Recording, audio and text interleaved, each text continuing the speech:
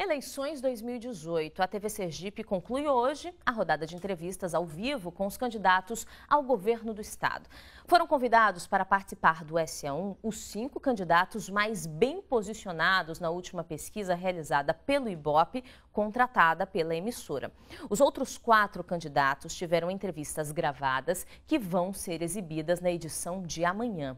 A ordem das entrevistas dos candidatos ao vivo aqui no SA1 foi definida por sorteio realizado na presença das assessorias dos candidatos. Vale ressaltar que os candidatos não podem apresentar nenhum documento ou material impresso durante as entrevistas e nem utilizar trechos dessas entrevistas na campanha eleitoral. E o candidato que encerra a rodada de entrevistas ao vivo no estúdio do SA1 é Mendonça Prado, do Partido Democratas. Mendonça Prado tem 51 anos e é advogado.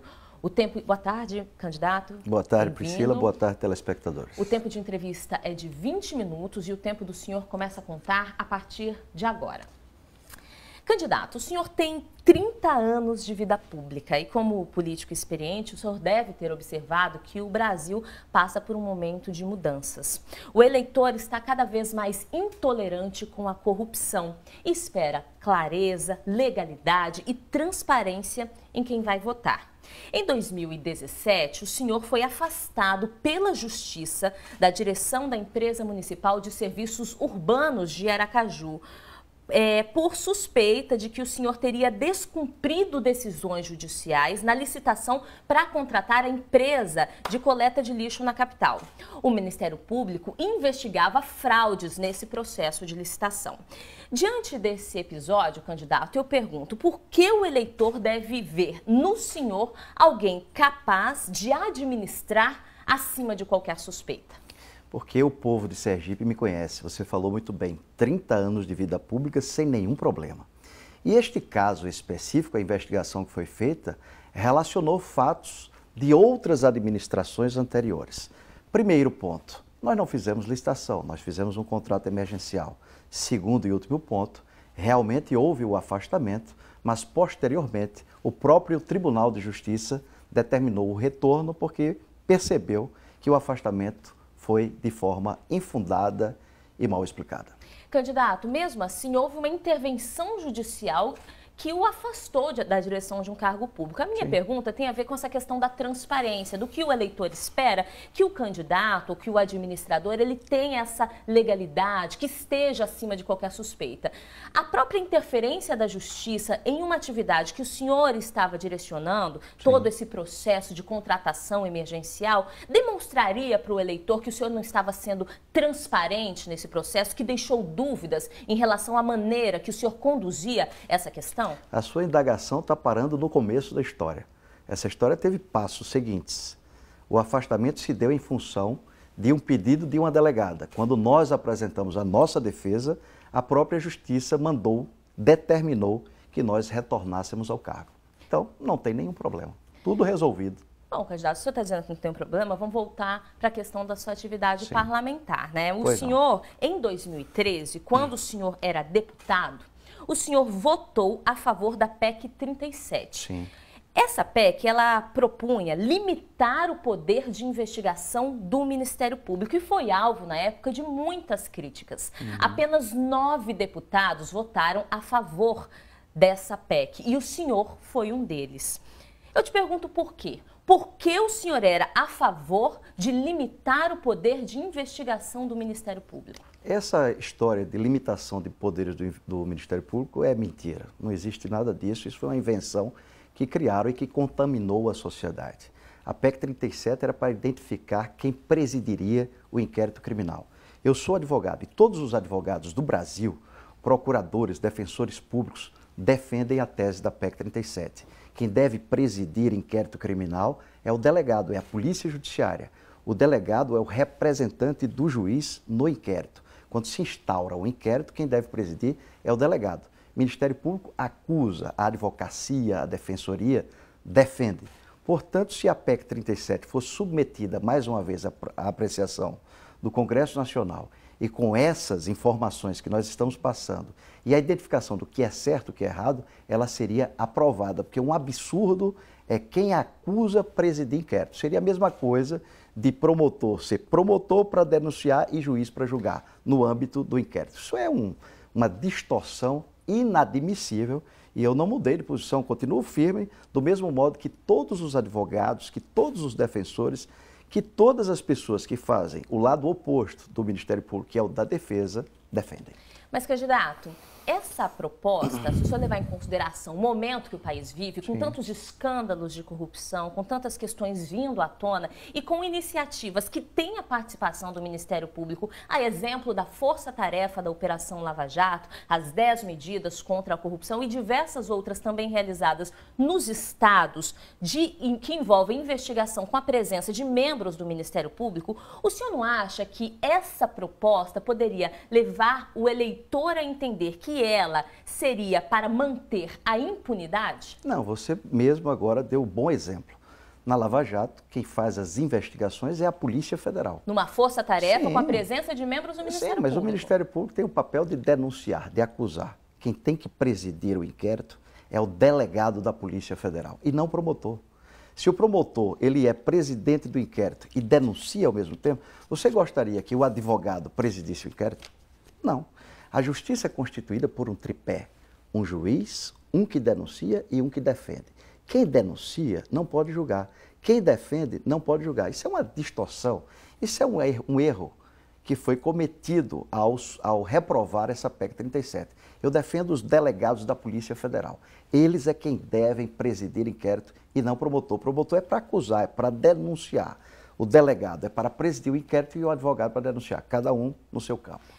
Candidato, no seu plano de governo, o senhor fala diversas vezes sobre a questão da transparência nas ações. Sim. Só que diante desses históricos, alguns dos quais eu apresentei agora, como o senhor espera convencer o eleitor de que o senhor vai realmente ter essa transparência? Qual foi o ponto que eu não fui transparente? Por exemplo, no caso em que a Justiça o afastou da direção da empresa municipal de serviços urbanos. Houve uma dúvida ali, a Justiça afastou para investigar, candidato? Dúvida é dúvida. Você falou mais uma expressão. Falta de transparência. Não, falta de transparência não. Erro da delegada.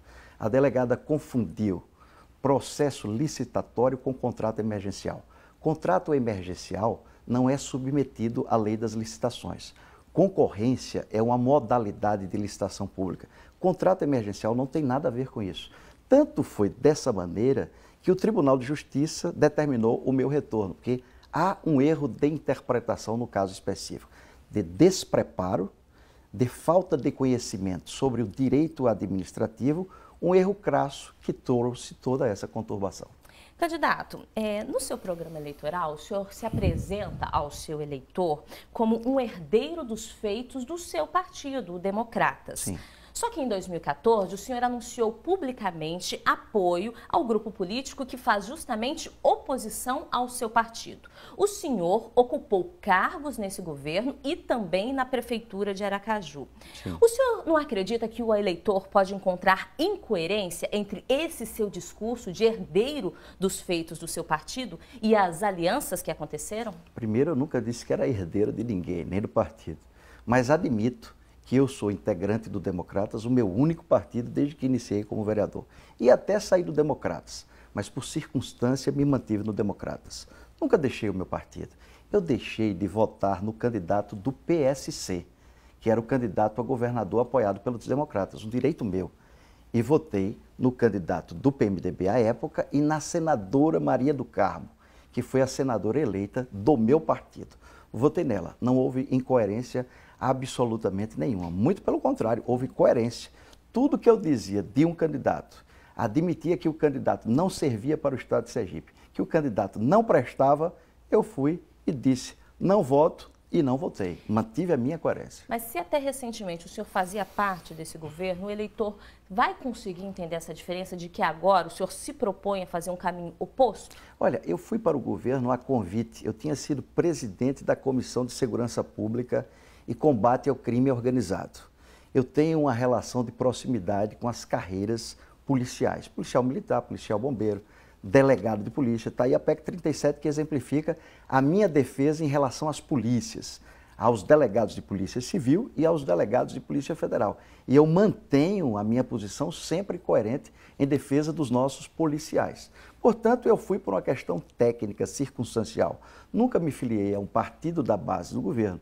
Eu fui, neste momento, não como político, fui como um técnico do setor que milito, que trabalho há muitos anos. Candidato, ainda falando sobre o seu partido, a ex-presidente do seu partido foi presa no ano passado, quando ainda estava no cargo. Ela era suspeita de tentativa de obstrução da justiça em uma investigação que apurava, entre outras coisas, a oferta de cargos fantasmas, quando as pessoas recebem, mas não trabalham naquela função na Prefeitura de Aracaju, quando a Prefeitura de Aracaju era administrada pelo seu partido. Como o senhor pretende convencer o eleitor de que não vai adotar as mesmas práticas se for eleito governador do estado? Primeiro, o caso dela não se trata de oferta de cargos a quem quer que seja. Ela foi acusada por obstruir justiça, por ter indicado um advogado para uma ré. Eu, pessoalmente, não vejo nenhum problema dessa natureza e tanto é assim que o processo está encaminhando, ela não tem nenhuma condenação sobre isso. O julgamento virá a posteriori, e eu tenho convicção absoluta que o judiciário haverá de absolvê-la sobre esse fato.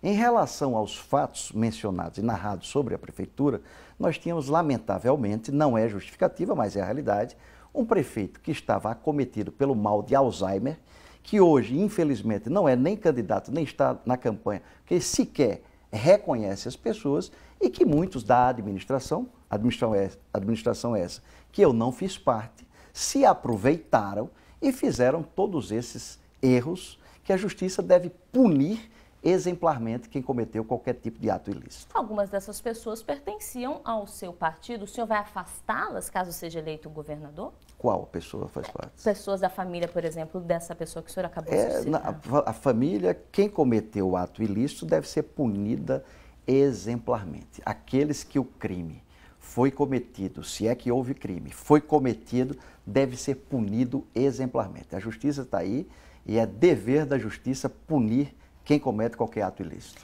Candidato, no seu plano de governo, o senhor promete resolver o problema da segurança pública no estado. No entanto, o senhor já foi secretário da Segurança Pública. No ano em que o senhor foi secretário, que o senhor administrou a pasta, 2015, Sergipe teve crescimento de 17,5% na taxa de homicídios, de acordo com o Atlas da Violência do IPEA, comparando com o ano anterior, antes do senhor assumir. Nesse ano, especificamente, que o senhor administrou a pasta, Sergipe foi o terceiro estado do país com o maior crescimento nesse índice. Diante dessa experiência, por que o senhor acha que o eleitor deve acreditar que, se for eleito, o senhor vai conseguir resolver o problema da segurança pública? Tem um ditado que diz o seguinte: para as missões mais difíceis, você escolhe os melhores. Quando eu cheguei na segurança pública, nós tínhamos 10 anos consecutivos de subida da seta no gráfico. No meu ano, as taxas foram altas, mas se você observar, a seta do primeiro semestre foi ascendente e a seta do segundo semestre foi uma seta que permaneceu na mesma direção. Entretanto, foi o ano em que nós formamos 500 policiais civis, que agora estão sendo contratados. Depois que eu saí, começaram a ser contratados. Nós montamos o GETAM da cidade de Estância. Nós formatamos as áreas integradas de segurança pública. Nós encontramos 700 presos em delegacia, ou seja, a própria polícia estava presa para tomar conta dos presos nas delegacias. E todos sabem que lugar de preso é no sistema prisional. Saí, diminuí o déficit da segurança pública de 8 milhões para 4 milhões em apenas um ano, coloquei 700 presos que estavam em delegacias no sistema prisional e deixei a estrutura bem melhor do que recebi. Perceba que depois da passagem de Mendonça Prado, a segurança pública começou a melhorar. Porque a segurança pública, Priscila, não é só a vontade do secretário, é questão de estrutura. Por exemplo, Sergipe não tem o sistema semiaberto no sistema prisional. De cada 10 sentenças prolatadas por juízes, 7 delas indicam o apenado para o sistema semiaberto. Então, de cada 10 que a polícia está prendendo, 7 está retornando. É por isso que nós não temos apenas as mais altas taxas de violência, nós temos mais. Nós temos as mais altas taxas de reincidência. Então, o que nós precisamos é de um governador que tenha uma caneta na mão para dar a estrutura que a polícia precisa para reduzir a violência. E esse governador será Mendonça Prado. Só reiterando, candidato, de acordo com dados do IPEA, neste ano que o senhor administrou, a taxa foi bem significativa, porque foi o terceiro estado do país que mais teve aumento na taxa de homicídios. Apesar dessas medidas, os homicídios continuaram acontecendo. Agora, falando sobre essa questão penal que o senhor citou, o senhor já falou abertamente em entrevistas que pretende criar a polícia penal, né? Transformar os agentes penitenciários e dar a eles, com essa proposta, inclusive uma proposta que já foi discutida no Senado Federal, foi até votada em primeira sessão sobre isso. E esses agentes teriam poder de polícia. No entanto, candidato, a gente já tem em Sergipe um déficit de 500 agentes prisionais, de acordo com o sindicato da categoria. E esses trabalhadores já atuam em condições de sobrecarregadas, atuam em presídios superlotados, coexistem com organizações criminosas. Se essa medida que o senhor citou for aprovada, eles teriam novas atribuições. Por exemplo, a escolta de presos para liberar os policiais que ajudam. Só que com mais atribuições, mais tudo que eles já fazem, o senhor não estaria sobrecarregando ainda mais essa categoria? Por hipótese alguma. Primeiro que este é o sonho da categoria. Eu fiz parte na Câmara dos Deputados da comissão especial que formatou exatamente esse projeto. Nós vamos transformar os agentes penais em polícia penal. A polícia militar hoje é quem faz a escolta, não é papel da polícia militar. A polícia militar ela tem que fazer o trabalho ostensivo para impedir que o crime seja realizado. Não é para fazer escolta de preso. Nós temos um grande contingente de policiais militares a serviço do sistema prisional. O sistema prisional tem que ter a presença única e exclusivamente da polícia penal, que hoje são os agentes penitenciários, para fazer a vigilância dos presídios, para verificar a situação dos estabelecimentos penais e também para fazer a escolta. Para isso, eu preciso dar aos nossos agentes penitenciários o status de policial, para que andem fortemente armados. E nós precisamos bloquear todas as comunicações do sistema prisional e precisamos permitir que os delegados também investiguem aqueles que estão presos, porque parte considerável dos crimes, as ordens estão saindo do estabelecimento penal. E hoje, do formato que nós temos, nós não podemos fazer isso. Isso não está sendo realizado. Então eu vou fazer até mais. Eu vou acabar com a Secretaria de Justiça e vou trazer a administração penal para o âmbito da segurança pública. Será o estabelecimento penal totalmente monitorado por toda a estrutura de segurança. O senhor mesmo citou o sonho da categoria. Agora, entre o sonho e a realidade, existe todo um caminho a ser percorrido.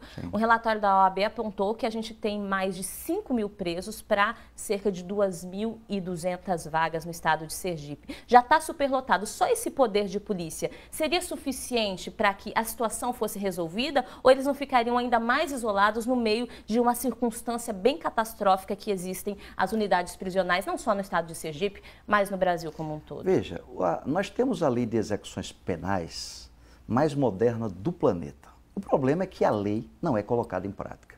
O preso, se ele trabalhar 3 dias, ele tem anistia de 1 dia. Se nós colocarmos os nossos presos para trabalhar e para estudar, nós vamos reduzir a população carcerária. E nós temos uma situação mais grave em Sergipe, é que nós temos 5 mil mandados de prisão em aberto. Nós precisamos sim de mais vagas nos estabelecimentos penais.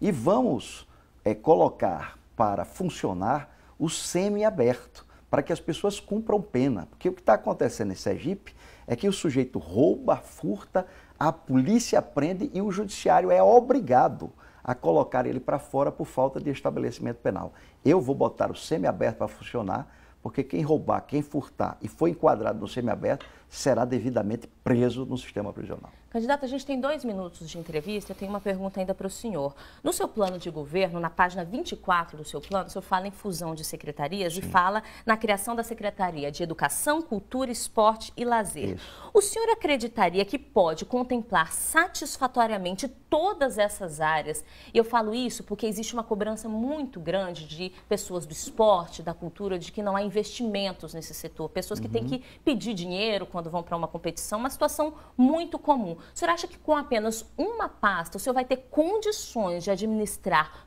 todos esses setores? Priscila, isso já foi assim e era muito mais eficiente. Tínhamos Jogos da Primavera, tínhamos política de esporte nos povoados do interior do estado, tínhamos tudo. Hoje você tem uma secretaria de esportes que só serve para administrar o Batistão. Um custo elevadíssimo com cargos comissionados, locação, contratos inumeráveis, só faz dar gasto e despesa pública ao Estado.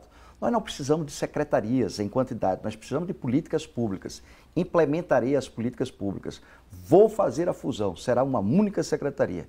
Vou reduzir a Secretaria de Cultura e vou reduzir a Secretaria de Esporte. Será a Secretaria de Educação, Cultura, Esporte e Lazer. Assim também farei na área de turismo e indústria. Será uma única secretaria, Indústria, Comércio e Turismo. Assim farei na área da Secretaria de Governo e Secretaria do Gabinete Civil. Será uma única secretaria. E a Justiça também vou eliminar. Vou absorver a administração penitenciária para o âmbito da segurança pública. Vou tratar da segurança pública com muito rigor para baixar os índices de violência. Candidato, de lá para cá, desse tempo que o senhor citou, muita coisa mudou, inclusive na economia, no orçamento do Estado. O senhor acha que você vai ter condições, com essa realidade atual, de fazer isso? A gente tem 20 segundos. Total condições. Vou combater a sonegação. 100 empresas em Sergipe devem 8,5 bilhões de reais. Vou cobrar dessas empresas ou fazer o processo de securitização, ou seja, vender a dívida com deságio. Com isso, vou arrecadar recursos, diminuir o tamanho da máquina administrativa, aumentar a receita e diminuir as despesas. Nosso tempo terminou, candidato. O senhor tem 30 segundos para as considerações finais. Primeiro, agradecer a você e à TV Sergipe por essa extraordinária oportunidade. Segundo, falar diretamente com o povo. Eu tenho plena convicção de que vocês farão uma grande escolha no próximo dia da eleição. E nós teremos um governo que vai colocar o Estado nos trilhos do progresso e do desenvolvimento. Candidato, obrigada pela sua participação. Uma boa tarde para o senhor. Eu que agradeço. Bem, concluída a rodada de entrevistas ao vivo com os 5 candidatos mais bem posicionados na última pesquisa realizada pelo Ibope, contratada pela TV Sergipe, a gente exibe na edição de amanhã as entrevistas gravadas com os outros 4 candidatos que concorrem ao governo do estado. A gente vai para o intervalo rapidinho, daqui a pouco vamos falar que Sergipe atingiu 100% de cobertura vacinal contra o sarampo e a poliomielite, notícia muito boa. Agora, meio-dia, 23 minutos.